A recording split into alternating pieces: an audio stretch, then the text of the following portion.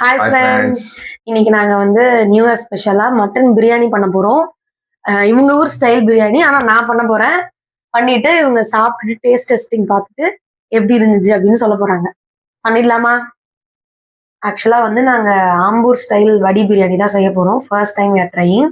அதுக்கு ஃபர்ஸ்ட் வெங்காயம் கட் பண்ணி வச்சிருக்கேன், தக்காளி, பச்சை மிளகா, புதினா, கொத்தமல்லி, இஞ்சி பூண்டு பேஸ்ட் அரைச்சிருக்கேன், தயிர் கொஞ்சம், சில்லி பவுடர், காஷ்மீரி சில்லி, கொஞ்சம் நெய். இப்போ நான் வந்து சீரக சம்பா அரிசியில தான் செய்ய போறோம்.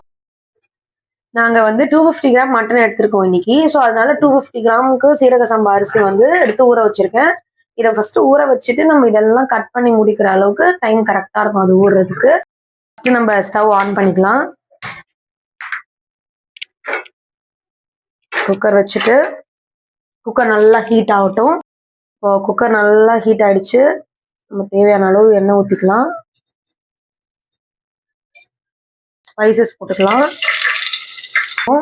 ஆனியன் கட் பண்ணி வச்சிருக்க ஆனியன் போட்டுக்கலாம்.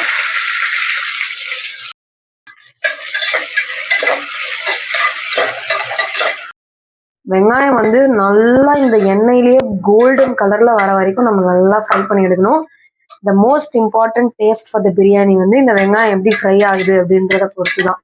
இப்போ நல்லா இந்த மாதிரி கோல்டன் ப்ரௌன் ஆயிடுச்சு, உங்களுக்கு பார்த்தாலே நல்லா தெரியும். இப்போ நம்ம இஞ்சி பூண்டு வந்து ஆட் பண்ணிக்கலாம். இஞ்சி பூண்டு பேஸ்ட் வந்து நான் அரைச்சி வச்சிருக்கேன், அதை ஆட் பண்ணிக்கலாம்.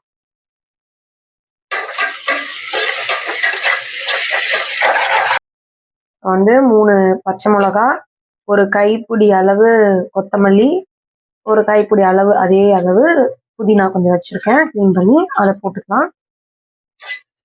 நல்லா இப்போ நல்லா மிக்ஸ் பண்ணி விட்டுக்கலாம். வாசனை நல்லா கமகமானு இருக்குது. கட் பண்ணி வச்ச தக்காளியை சேர்த்துக்கலாம். இப்போ நான் வெங்காயம் தக்காளி வதங்கிறதுக்காக கொஞ்சமா நம்ம கல்லுப்பு ஆட் பண்ணிக்கலாம். இப்போ இந்த மசாலா வந்து நல்லா வதங்கட்டும். மீன்வேல் நம்ம என்ன பண்ணிடலாம், நான் சொன்ன மாதிரி வடி பிரியாணி தான் பண்ண போறோன்றதுனால சைட்ல வந்து நம்ம அரிசியை வந்து வேக வச்சு எடுத்துக்கலாம். இப்போ நல்லா வந்து பிரியாணி குருமா தெரியும், உங்களுக்கு பார்த்தாலே தெரியுது, நல்லா எண்ணெய் பிரிஞ்சு வந்து நல்லா வதங்கிடணும். வெங்காயம் எது தக்காளி எது அந்த மாதிரி நம்மளுக்கு டிஃப்ரென்ஸே தெரியக்கூடாது, அந்த அளவுக்கு நல்லா வதங்கி இருக்கணும். இப்போ இந்த இதுல வந்து கொஞ்சமா கர்ட் ஆட் பண்ணிக்கலாம். இப்போ நம்ம சேர்த்துக்கலாம். அந்த மட்டன்ல எப்படியுமே வாஷ் பண்ணி வச்சாலும் அது தண்ணி இறங்கி இருக்கும். ஸோ அப்படியே மட்டனை கவுத்துறாதீங்க, எடுத்து போடுங்க. நல்லா மிக்ஸ் பண்ணி விட்டுக்கோங்க. காஷ்மீரி சில்லி தான் நம்ம சேர்க்க போறோம். சில்லி போட்டிருக்கோம், அதுல கொஞ்சம் நல்ல கலர் கிடைக்கும், காரமும் இருக்கும்.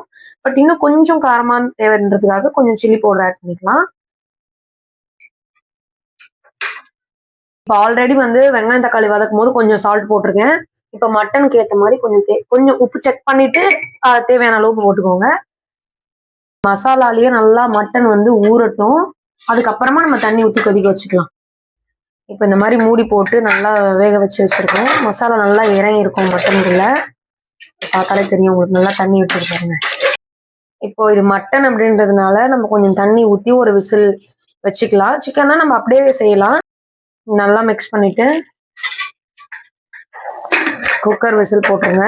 ஒரு விசில் வரட்டும், ஹை ஃப்ளேம்ல வச்சிருங்க. இப்ப நம்ம மட்டன் வந்து விசில் வச்சிருக்கோம். அதே சைட்ல இப்ப நம்ம தண்ணி வச்சிருந்தோம்ல சாதத்துக்காக, அது நல்லா இப்ப கொதிக்குது. நம்ம அரிசி போட்டுடலாம்.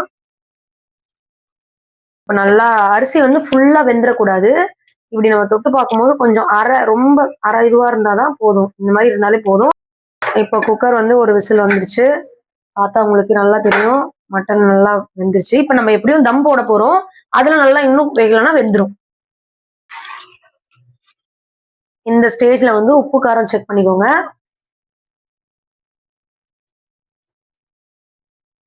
கொஞ்சம் கொஞ்சமா இந்த சாப்பாடு எடுத்து ரொம்ப உடைச்சிட வேண்டாம், அப்படியே மேலாக்க எடுத்து போட்டா போதும்.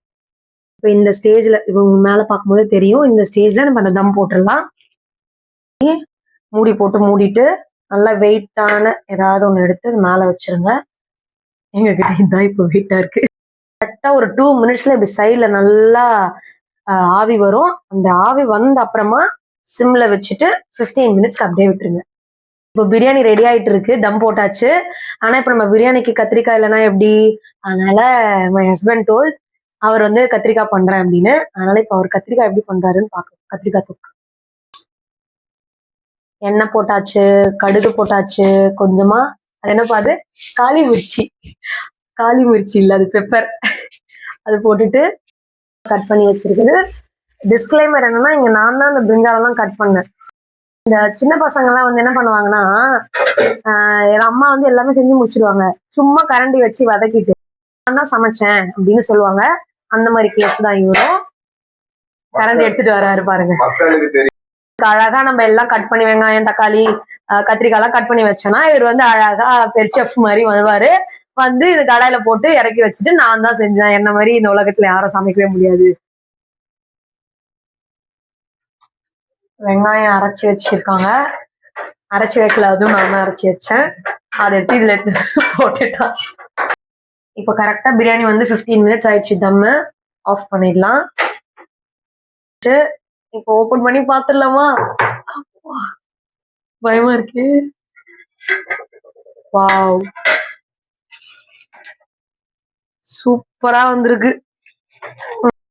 மேலாக்கு நெய் போட்டு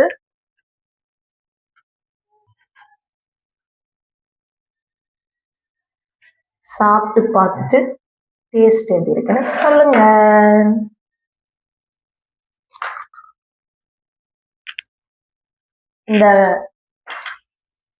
இந்த கத்திரிக்காய் தொக்கு செஞ்ச கிரெடிட் வேணா உனக்கு தந்துருவோம்ப்பா, வச்சுக்கோ, சாப்பிடு.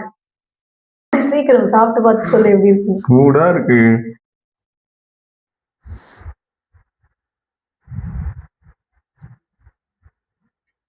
சூப்பரா இருக்குங்க. வேற லெவல் டேஸ்ட்.